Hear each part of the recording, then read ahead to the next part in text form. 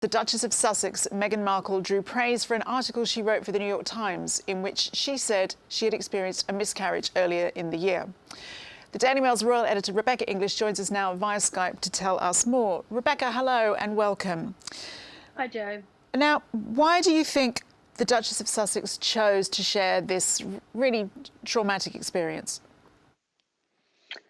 It was a beautifully written piece, wasn't it? And quite unexpected. And I think everybody's hearts went out to her, or still going out to her and Prince Harry.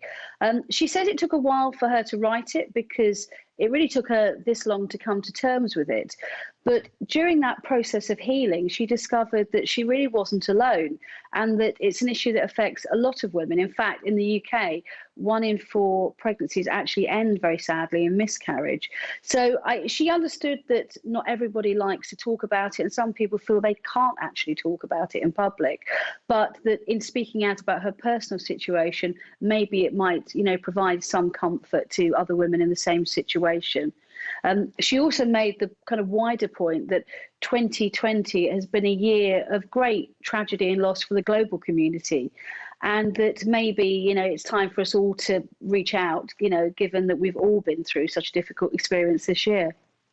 There does seem to be a real movement in the royal family, doesn't there? There just seems to be more ease and comfort with sharing such deeply personal experiences that the royals really used to tend to shy away from and almost be advised to shy away from. Is this a huge shift again? You're right. It's something they traditionally haven't spoken about. But, they would argue that just because they're in this very public, forward-facing position doesn't mean they should have to talk about some very personal issues in public. That said, you're right. We have seen a change in this in recent years. We've seen Zara Tindall speak with great emotion about 2 miscarriages that she suffered. And Harry and William, of course, have spoken a number of times now about the effect that the loss of their mother had on them and the kind of their own personal mental health issues as a result of that. So we are seeing a sea change. And I think it's probably a generational thing. It's not to say that one's wrong and one's right, but I think the royals now are reflecting a generation that does like to share and to be a bit more open about these things.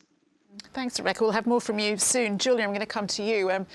The great gladiatorial arena of Twitter is certainly very divided in opinion about whether Meghan should or should not have shared this deeply personal information. What's your view? Well, I think she does rather overshare, and I'm sure that many senior royals think that, but actually on this, I think she did the right thing. I think it's a beautifully written article, and as someone who, 1 in 4 women have had a miscarriage, and I'm one of them. I suffered 4 miscarriages, only had 1 child out of 5 pregnancies. I know what she's talking about. It really spoke to me as someone who suffered miscarriages, and also the fact that she brought in the pain for her husband, Prince Harry. It wasn't just her who had a miscarriage. The couple lost their baby.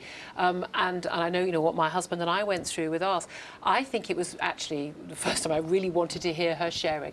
I think it's really, really important that women do talk about this experience. It happens to so many. And I think she's actually done some good. And I say that as someone who's been one of her staunchest critics about the sort of the me, drama queen, pity me side of things. I don't think she was even asking for pity. I think she wanted to share what was a really difficult experience. And I think it's incredibly cathartic to be open about it. So on this, I 100% commend her. What's your view, Richard? I thought it was very interesting. It was a very moving article and encouraged conversations like I had with my wife about this subject. And I thought the article was interesting that it touched on wider areas, and she referred back to her sort of almost infamous interview with Tom Bradby, where he asked if she was okay. And she got lots of criticism about that at the time for sort of, hijacking this tour of Africa and this sort of thing. But she was making the point that it's good to ask if others are okay.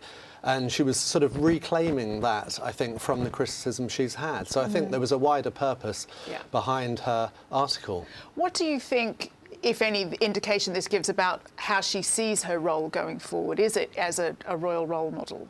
Definitely. I think she's, there's no question she's breaking new ground. I mean, it made me wonder, it's very hard to imagine the Duchess of Cambridge writing a similar article, really. Maybe she will in the future now, but it has been groundbreaking, I think.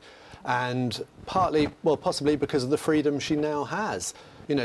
She'd probably say that palace press officers wouldn't have wanted her to write that in the past. And that's the big difference, isn't it? Because you've got this picture-perfect family in William and Kate, and you know, having 3 gorgeous, healthy children very quickly. Apparently, I mean, other than the horrific morning sickness, apparently otherwise, you know, things going well. And I wonder whether, you know, whether people are looking towards the royal family as they used to in the past, as this perfect, idealised family on a pedestal, or whether they do want royal family members, and people still regard Meghan and Harry as royals, to be people who are like us, who go through things like us, who go through grief and sorrow and difficulties, and problems with their fathers, their family members, and actually maybe that does make them more real. I mean, no doubt at all, she will engender an awful lot of compassion and sympathy for this.